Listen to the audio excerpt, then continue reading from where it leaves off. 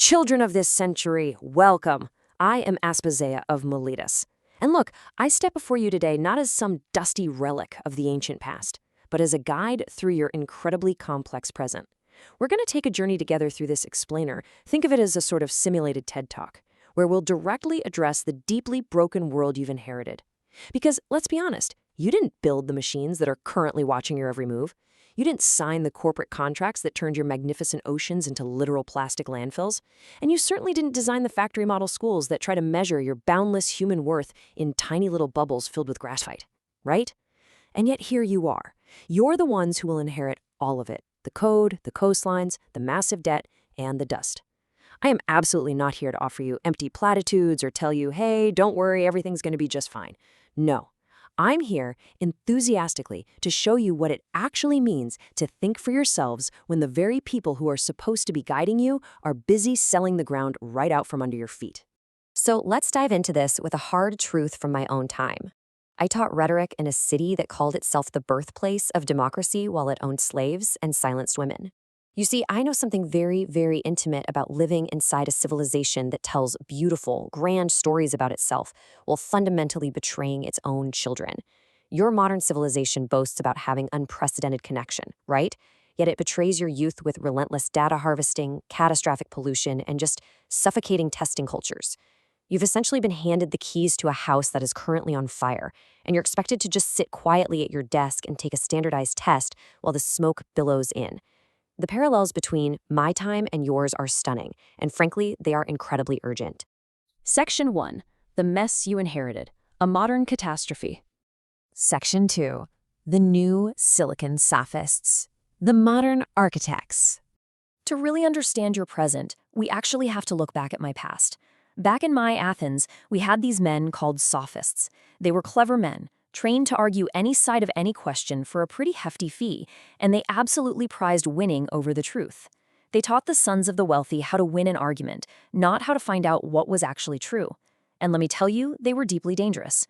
But this stark reality from the ancient world completely exposes the truth of your digital age. Because a mind trained only to persuade and never to discern becomes a weapon. Today's Sophists, well, they don't wear robes anymore. They wear hoodies. They seek extraction and they prize disruption above all else, promising to save the world with tools that are quite literally designed to extract your attention and multiply their own wealth way past any conceivable human need. So ask yourself right now, who profits from my distraction? Just let that hang in the air for a second. I'm not telling you to fear the tool itself. Look, a bronze blade can carve a beautiful, lasting temple, or it can open a throat. The danger was never the bronze. The danger is a mind untrained to ask this very question. Whose story is this, and whose is it not? Section 3. You are not a widget. Reject the number. Modern institutions have this terrifying habit of stripping away your humanity by attempting to turn vibrant, complex children into standardized data points on some corporate graph. Think about the number 1. Or maybe it's a 99th percentile, or a GPA, or an SAT score. Reducing a human soul to a single number is an absolute insult. The potters of ancient Athens would have called it an insult to the soul to reduce their own children to the weight and shape of identical, mass-produced vessels. You are not a product moving down an assembly line. You are a whole mind, utterly capable of profound wonder, of earth-shattering grief, of rigorous argument, and of building things that have literally never existed before.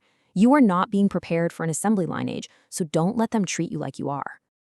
Despair is compliance wearing a costume. When you look at the suffocating tests, the extraction economies, the eco-anxiety, and the justifiable rage over the planet being left to you, it is so incredibly easy to fall into despair. But I will not insult you with false comfort.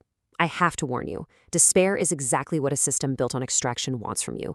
A person who believes nothing can change will not organize, they will not vote, they will not build, and they certainly will not speak. You need to radicalize your thinking here. Your cynicism is not a rebellion. It is merely compliance, dressed up to look like resistance. Section 4. The Architecture of Oracy. Reclaiming your voice. If despair is the illness, we must pivot right now to the ancient antidote. It is time to reclaim your voice before the machines and the systems finish shaping your silence. And this brings us to oracy. It's the ability to reason aloud, listen, be changed by another mind, and still hold your own ground. I want to be forcefully clear about this. This is not some weak corporate soft skill. No. A voice that has never had to reason aloud in the physical presence of another human being is a voice that can be led anywhere by an algorithm. Oracy is the literal foundation stone of human freedom, and it is your absolute best tool of resistance. Observe how this builds into an unbreakable mental armor through what we called the ancient trivium. Step 1, grammar. Simply know the facts. Step 2, logic. Learn to detect lies and see how concepts actually connect to one another. Step 3, rhetoric. Communicate the truth clearly so someone else can actually hear it. This is not some dusty trivia. This is a 3-step mental upgrade designed specifically to make you absolutely unfoolable by algorithmic manipulation and modern sophistry. Section 5. Rewriting the Modern Story. Actionable advice. Now, you didn't ask me for comfort. You asked for a way to stand. So let's deliver some rapid-fire, actionable advice on how to use this ancient toolkit right now, today in your digital age. Here are your commands. First, learn to reason before you consume. Every single algorithm wants you reactive, so force yourself to sit with not knowing for a minute. Second, refuse the numbers. Let test scores open doors where they're useful, sure, but ignore them everywhere else. Third, build in public. Plant a garden, fix a broken thing, write something real. Don't wait for a corporation's permission to matter. And fourth, speak. Guard real democracy by arguing face-to-face with mutual respect. Listen to me. Democracy dies in isolated scrolling. Guard that circle of real-world speech. It is infinitely more precious than any device in your pocket. They need your belief in their story far more than you need their approval. Never, ever forget this. The billionaire needs you to believe that their tech monopoly is just inevitable. The testing company needs you to believe the score is your actual soul. The factory model school needs you to believe that silence equals learning. Every single one of these is just a fictional story crafted by people in power. They are not laws of physics or nature. And stories, my young inheritors, can always be rewritten by the authors. Remember our ultimate truth. The ones in power rarely expect the ones they've dismissed to become the ones who save the polis. I was a woman living in a city that officially did not believe women could even think, and yet I taught the men who ran that city how to lead.